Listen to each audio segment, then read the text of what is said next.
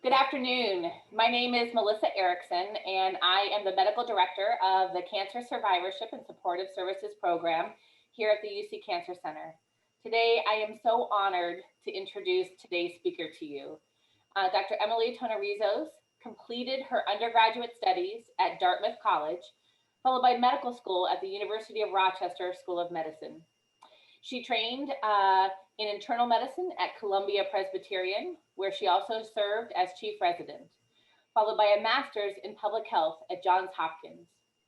As an associate professor at both Cornell Medical College and Memorial Sloan Kettering Cancer Center, Dr. Tonorezos' clinical and research career has focused on survivorship-related issues following cancer.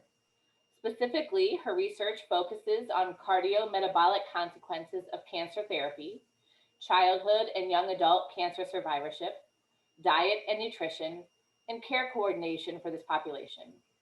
She was also co-leader of the International Guideline Harmonization Group for the Metabolic Syndrome Guidelines, and she led a recent international effort to develop recommendations for adult survivors of heritable retinoblastoma.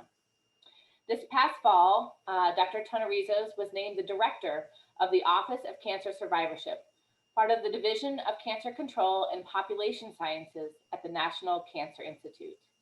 In this position, she leads NCI efforts to address the challenges facing cancer survivors and their families, to prevent or mitigate adverse effects, and to improve the health and well-being of cancer survivors from the time of diagnosis through the remainder of their lives. I had the pleasure of first meeting Dr. Tonorezos several years ago during a site visit at Memorial Sloan Kettering. I spent time in clinic with her where she served as the director of the adult long-term follow-up program for survivors of childhood and young adult cancers. It is truly my pleasure to introduce Dr. Tonorezos, who is really working to move the needle on both clinical care and research outcomes in cancer survivors. Dr. Tonorezos, I'm turning it over to you. Thank you. Thank you, Melissa, and thank you everyone for the opportunity to speak. The title of this talk is NCI Supporting Cancer Survivors, and I'm going to talk about a lot of different ways that the NCI works to support research and clinical care that benefits survivors. But I want to just start by addressing the fact that I have the word survivor both in my job title and in my talk title, and acknowledging that that's not a term that everyone identifies with or feels comfortable with. And just saying that for the purposes of research, we really need a word that refers to people with a history of a diagnosis of cancer. And so even if as a advocate or in other settings, you would prefer not to use that word, I am going to be using it in this talk, and I hope you understand the reason that I have to do that. So the Office of Cancer Survivorship was established in 1996 in recognition of the large number of individuals surviving cancer for long periods of time and their unique and poorly understood needs. And this is a photo of President Bill Clinton. He's signing the yellow ribbon of hope in the Oval Office. And after this ceremony, he went out to the Rose Garden and announced the creation of the OCS.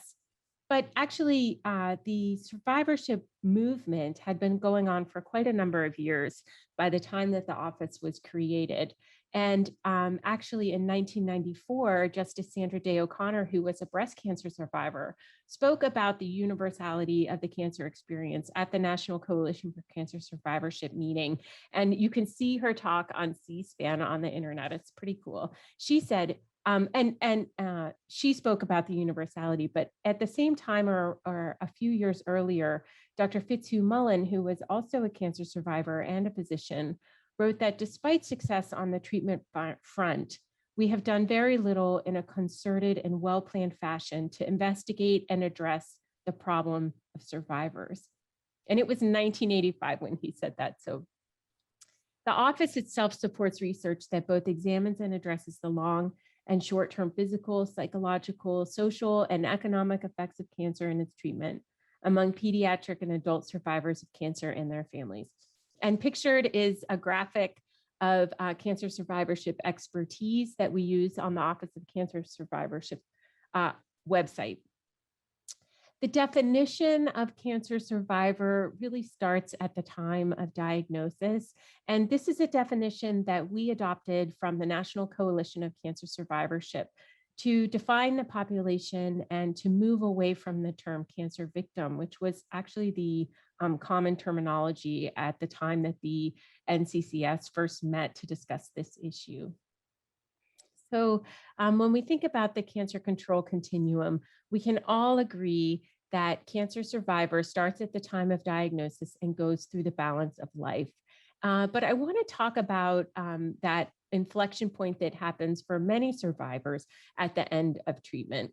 And what we've recognized is that there is a growing population of cancer survivors for which treatment is not expected to end. And so to think about research in this area, we really do need to hold true to the definition of cancer survivor that we've been using for many, many years.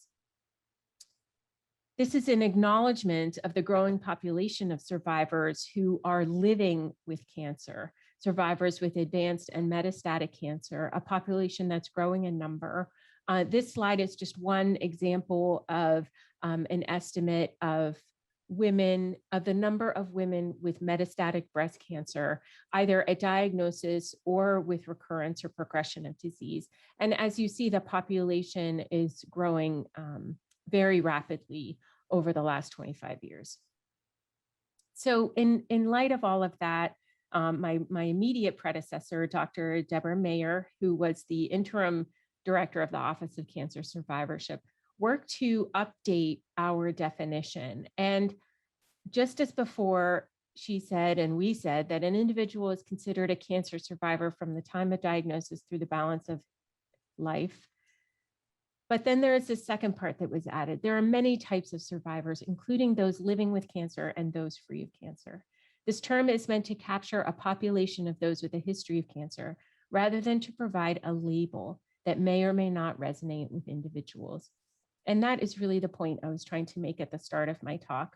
So I'm going to get into some resources that the NCI provides to support cancer survivors. And of course, the answer to what we do on behalf of cancer survivors is that we do research, but there are actually quite a number of other resources that we offer. And one is the Cancer Information Service. So this is a phone number, 1-800-4-CANCER, that has been around since 1975.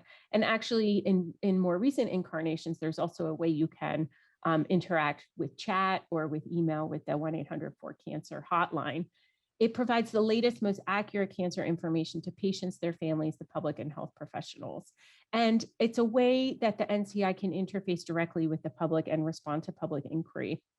So when I started in the fall of 2020, and I was thinking about this population, this growing population of people who were living with advanced and metastatic cancer, I wondered what kind of calls were coming in to the CIS about metastatic or advanced cancer. And this is where the CIS's role as a health communication laboratory, this bottom box on the slide, really came into play. So the idea is that the Cancer Information Service can tell the NCI about the public's health information seeking behaviors. And they can give us information as NCI staff and researchers about what is the public looking for in terms of information about cancer. And so I went to CIS and said, tell me about the kinds of calls that you're getting about advanced or metastatic cancer. And these are the questions that the Cancer Information Service hotline members told me that they were getting. So the first is, where can I get a second opinion or find out about clinical trials? The second was, how do I talk to my provider about prognosis and treatment options? And this is a question that came not just from survivors, but also from family members. Who can help me manage my late or long-term effects of treatment? Survivors had a lot of questions about toxicities that they're experiencing or adverse effects of treatment, and wondering who are the specialists who should be knowledgeable about these late effects and who can help me manage them. And lastly, what financial assistance is available. So then after learning what we could from the Cancer Information Service about the kinds of questions that people were calling the hotline about, we then moved on to a portfolio analysis. So what this means is that we looked at the funded grants. What is NIH funding that is in people with advanced or metastatic cancer? And for this analysis, we looked just at fiscal year 2020, and we excluded grants that were looking either at end of life care or at cancer treatment, where the outcomes tend to be either cancer survival or progression. And we found 25 active studies that met the inclusion criteria. So this means that across all of NIH during the fiscal year 2020, there were 25 survivorship studies that were funded for people living with advanced or metastatic cancer. Not surprisingly, NCI funded the most, 16 of the 25, followed by nursing, that's NINR. And the RO1 was the most common mechanism. That's like kind of a large, usually investigator-initiated grants, and it's what we usually think of as research studies, followed by R21, which is pilot studies and training grants. And there was one UO1, which is a cooperative agreement. About half were funded through a specific funding announcement. And a variety of cancer diagnoses were represented, including any cancer or any solid tumor. 18 of the 25 were interventional studies. And the most common focus was palliative or supportive care. So a few years ago, a paper came out in the New England Journal of Medicine showing that early palliative care was beneficial for people with lung cancer. And so there are a number of studies looking at early palliative care interventions among people with advanced and metastatic cancer. And that was the most common kind of research topic, followed by psychosocial support, physiologic sequelae, physical activity, and then combinations. And most had less than 6 months of follow-up. So I wanted to give you some examples of the kinds of studies that we found. Acceptance and commitment therapy for fatigue in metastatic breast cancer, promoting resilience in stress management, which is called PRISM, an RC, a randomized controlled trial for adolescents and young adults with advanced cancer, understanding treatment tolerability in older adults with cancer, and technology-supported physical activity intervention for metastatic breast cancer survivors, Fit to Thrive MB. After we did the portfolio analysis, we put together a stakeholder meeting, and this was around the same topic, survivorship needs for individuals with advanced or metastatic cancer. And one of the reasons I wanted to go through this topic with you in this way is that I think there are a lot of questions, and it's not always clear where NCI gets its ideas, how we decide what to prioritize. And sometimes if something comes out like a funding announcement or maybe a paper in a journal, people will wonder, well, how did this get attention? And so I hope this is making sense. It just occurred to me that maybe I needed to say that explicitly. So in this case, what happened is that we had, first of all, a recognition of the growing population, which was the work of Angela Mariotto in metastatic breast cancer, but is true in other cancers as well. And then a discussion, then followed by a change in the survivorship definition to be more inclusive of people who are living with cancer. Then discussion with Cancer Information Service about what kinds of questions are coming from people with advanced and metastatic cancer. And then a portfolio analysis to see what we're currently funding. And then a virtual meeting on survivorship needs for stakeholders. So this was a 2-day meeting with researchers, providers, survivors, and funders. And speakers included advocates with advanced or metastatic cancer. This is actually was a tremendously productive and interesting meeting. We had a keynote speaker, Ryan Knipp, who's a GI oncologist, was terrific. And a lot of the resources from this meeting will be available on the website. It just happened 2 weeks ago, so they're finalizing all of the videos and everything. But the goals of the meeting were to define the current state of metastatic and advanced cancer survivorship research, to identify unmet needs, and to discuss research gaps and opportunities in the areas of epidemiology, healthcare delivery, behavioral sciences, and symptom management. This is a selection of screenshots from the meeting. Just so you can get an idea of what it was like for us who participated. And these are some of the take homes, my personal take homes from this meeting.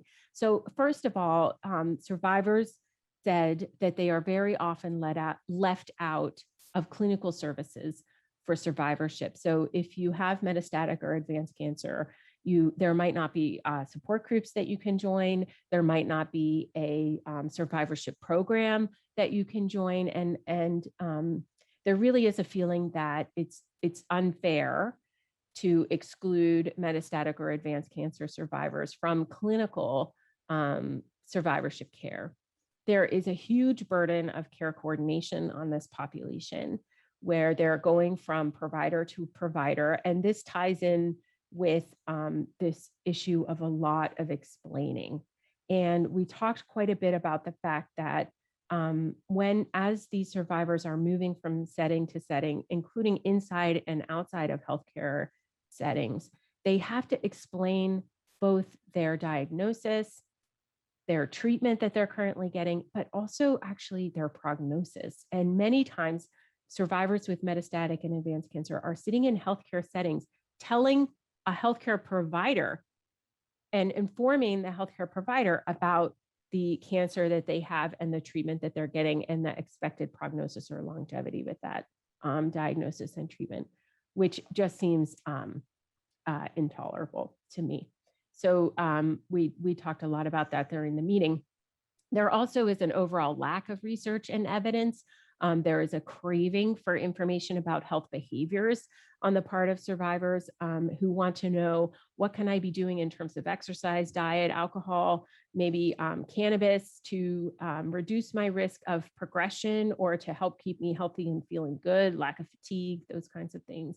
And there are a lot of difficulties in the epidemiology of advanced and metastatic cancer, where it's hard to get accurate estimates of prevalence of disease, and it's very difficult for that reason to recruit people to studies, to recruit people with advanced and metastatic cancer.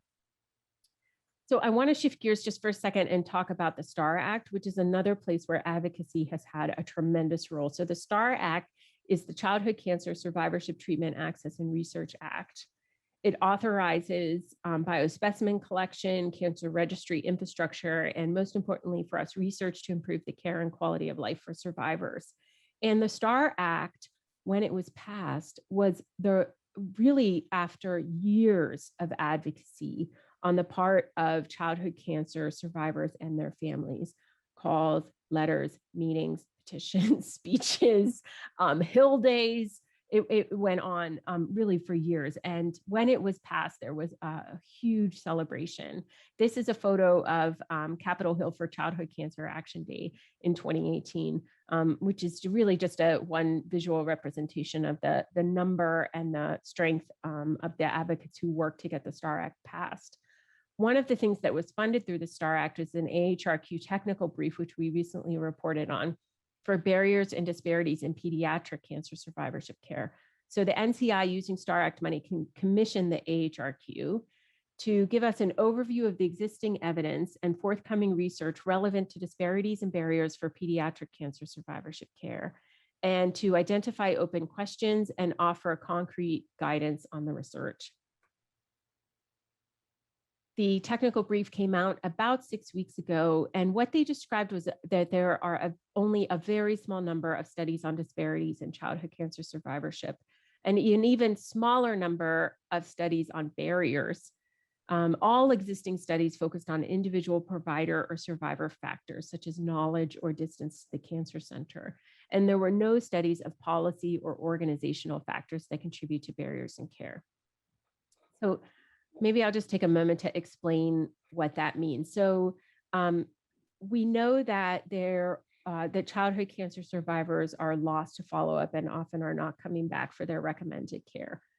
And there are some factors that we are aware contribute to a differential return to follow-up, where survivors who are of lower socioeconomic status or racial ethnic minorities are less likely to return for survivorship services than those who are not.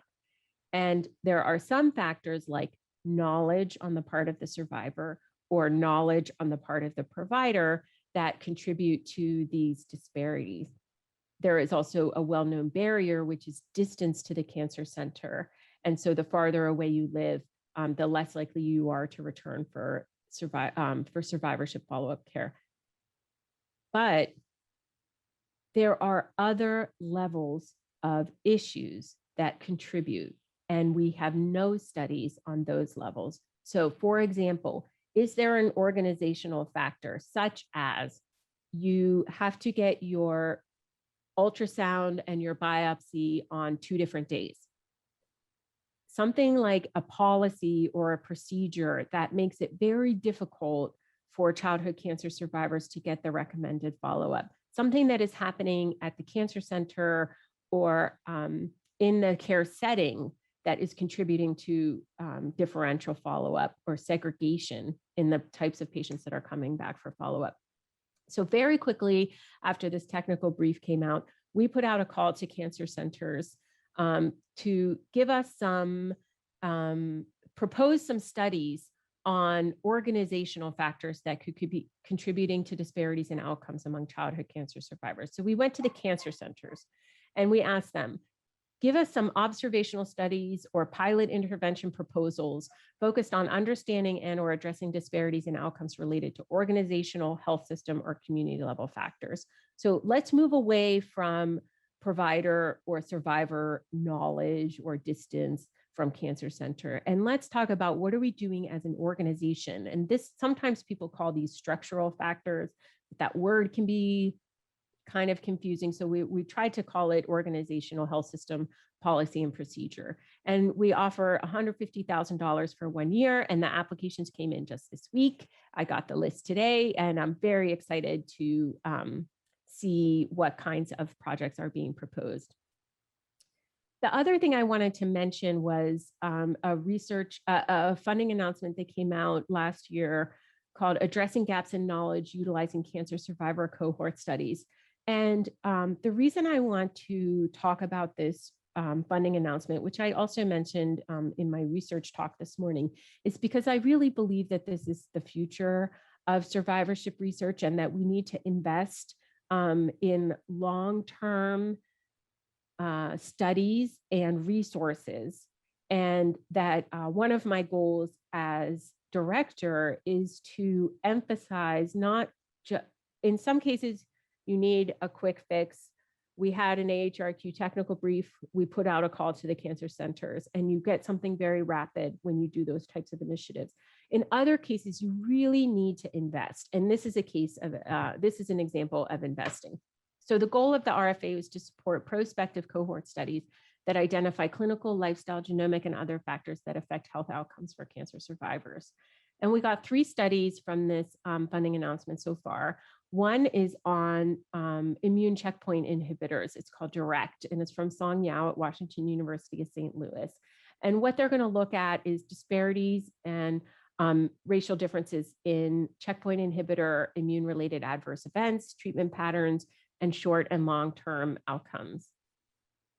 There is a second study that was funded called Avanzando Caminos. And I mentioned this morning, this was just featured in a Miami Herald article that's getting a lot of attention in Miami. And the study is led by Frank Pinedo at Miami and Sylvester Cancer Center. And the idea is to establish a cohort of 3,000 Latinx survivors that will collect sociocultural, medical, stress, psychosocial, lifestyle, biological, symptom burden, health-related quality of life, and disease activity measures.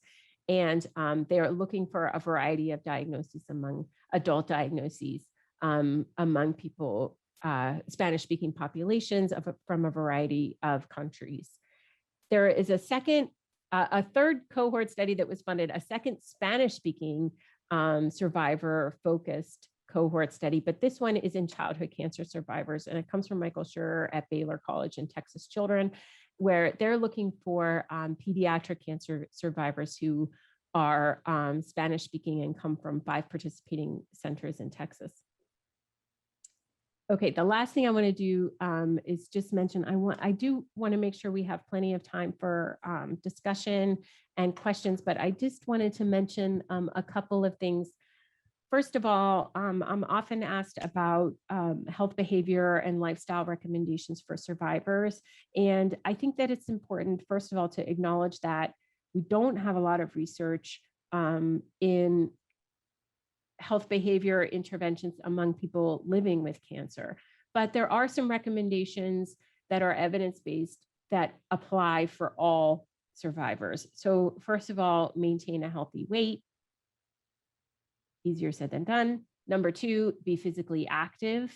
And that's a very broad way of talking about physical activity, but certainly sedentary behavior is not good for any human and probably not good for any animal at all.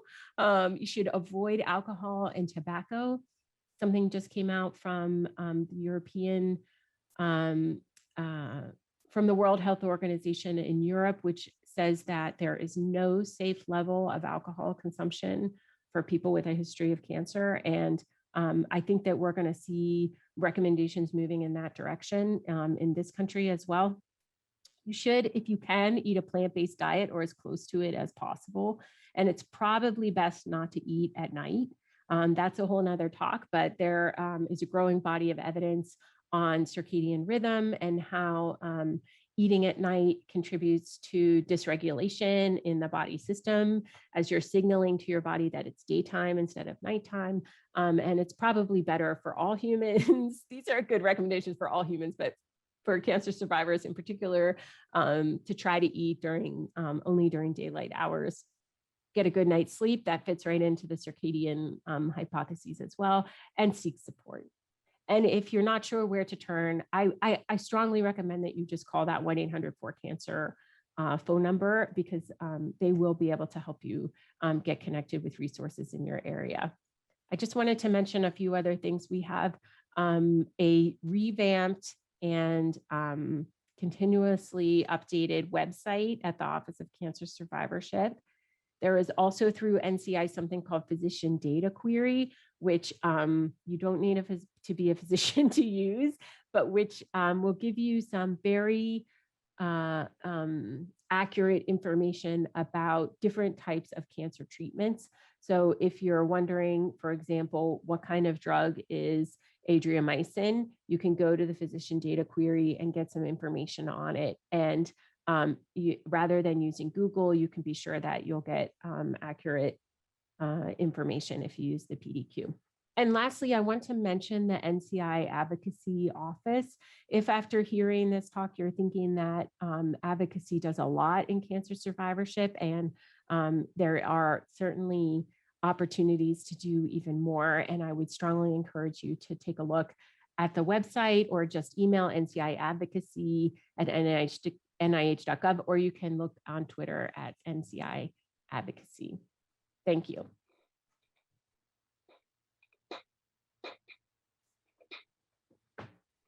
Thank you so much, Dr. Tonorezos. I would like to welcome all of those who are watching. If you have any questions, please don't be bashful. Type them into the chat box, and we can ask Dr. Tonorezos those questions. All right, one of our questions says, could you talk a bit about where a cancer survivor could get follow-up care after they are done with treatment and have graduated from seeing their cancer physician?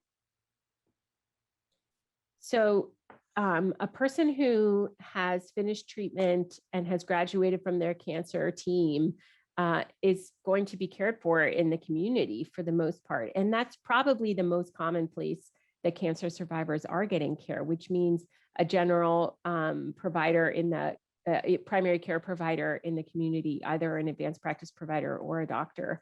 And I would encourage you, if that's your situation, to go back to your oncology provider and ask for a cancer treatment summary and survivorship care plan, so that you can at least arrive at the primary care provider's office with some information about the treatment that you had and what you might be at risk for. It's also, there are also a few resources that you can use online to find evidence-based practice guidelines. The American Cancer Society has several long-term follow-up guidelines for the most common cancers: breast, colorectal, lung, and prostate are there. And there is also a program called Passport for Care for childhood cancer survivors, where you can enter, you have to make an account, but then you can enter the treatment that you got and get some evidence-based recommendations for long-term follow-up from that resource as well. All right, wonderful. Our next question says, there has been some discussion in the media of the vulnerability of cancer survivors to COVID, while also acknowledging that the vaccines may not work for these same cancer survivors. Are there any studies going on to determine whether the vaccines are effective for cancer survivors? This is such a great question. So this question really gets to a huge gap in knowledge, which is that we do not understand all of the ways that cancer treatment impacts immune function. So there are some specific groups, like patients who've gotten rituximab or who have a history of stem cell transplant, where we have pretty good estimates of what their immune function is. People with a history of splenectomy or splenic radiation, who we know to be at increased risk for invasive bacterial infections. But then there are large groups of people where we are uncertain as to how their treatment has impacted their immune function. And this is one of, so there is a physician who is the deputy director of the NCI, Doug Lowy, and this is one of his areas of interest as well. So I will say, first of all, it's a priority for the NCI to try to understand this question. And you've hit the nail on the head in terms of our gap in our understanding of immune function after cancer treatment. At the same time, clinically, I think we can make some reasonable recommendations clinically, which is to say that unless your oncologist or treatment team has told you otherwise, you probably will respond to the COVID vaccine. It looks like there are some specific groups that are susceptible to COVID side effects. So people who've had parts of their lung removed or who've had lung radiation may be more susceptible, because it can be, you could get a pneumonia more easily, which is not immune function exactly, but is still relevant. And so from a clinical perspective, I would say, first of all, unless there's a contraindication, you should be vaccinated. And unless your treatment team tells you otherwise, we think the vaccination is probably going to work. But I am, for the most part, telling my survivors in clinic, to continue to use the mask and take precautions to whatever extent they can, acknowledging that really this has been a quite difficult time for people, a time of extreme social isolation. And the last thing we want to do is make people feel nervous or scared or alone. And so just supporting to every extent with the evidence as much as we can, I think, is the right approach. It's been probably 6 or 8 months, but the National Coalition for Cancer Survivorship did a very nice question and answer session on their website about complications of COVID among cancer survivors. And I think that they did a very nice job of balancing the lack of knowledge and lack of evidence-based recommendations, and also what seemed to be reasonable recommendations, for the vast majority of people in that situation. Great, thank you. Our next question says, it is recognized that the cancer diagnosis and treatment journey is very traumatic for the patient and family members, and what is being done to address this very real issue? Wow, great question. So the issue of cancer diagnosis and treatment as a trauma experience, I think, is only beginning to be understood. There has been research that's been around for a while that demonstrates that there are elements of PTSD among cancer survivors and their families, even if it's not the disorder per se, but there are elements of that disorder that survivors experience. In terms of what can be done to help people who feel the effects of the trauma of cancer diagnosis and treatment, that is also an emerging area of research. And I will tell you that the whole idea of being attentive to the existential crisis of cancer diagnosis, which is to say, recognizing your own mortality and your fears and concerns for your loved ones, along with that, is a very important and hot topic in survivorship research. There is some excellent work on meaning-centered psychotherapy in cancer survivors that is worth checking out, where you try to bring some sense of purpose and meaning to the experience that you've had, and focus on how your life is different, but also can be that it can be managed, and managing the feelings of being through that trauma. But anyway, it's a long answer to say, great question. Check out meaning-based psychotherapy, check out mindfulness-based stress reduction. And I think there will be more to come in pharmacologic interventions for existential stress as well. But that's a big question mark for us in survivorship research. Yeah, and to build on that, I have a feeling that, for those patients that have gone through cancer treatment during this pandemic, when they may not have been able to have, their support person with them, during surgery or during their chemotherapy, I'm starting to see, some of that sort of traumatized experiences developing. And so I suspect, that we'll be kind of dealing with some amplified versions of this for quite a while. Yes, absolutely. There are so many repercussions, painful repercussions of the pandemic that are non-infectious repercussions that we have not addressed as a country, and that we will be feeling for many, many years. And I absolutely. Okay, another question, piggybacking off of our previous topic: do cancer survivors without spleens respond well to the vaccine? So that's a great question. So we vaccinate them. Ideally, and in times when you can plan ahead, you're vaccinated prior to your splenectomy, because that is your best chance of mounting an immune response. So, but it's mixed. Some people do, some people have medium responses, but we vaccinate everyone. And there are some very clear guidelines on post-splenectomy guidelines that are available through the Children's Oncology Group website called survivorshipguidelines.org. And you can go there and see what the recommendations are for people who don't have a spleen. But we do vaccinate, we give it our best shot. Yeah. Our next question says, if I'm a cancer survivor and interested in participating in research, such as some of the studies mentioned, how do I look into doing that?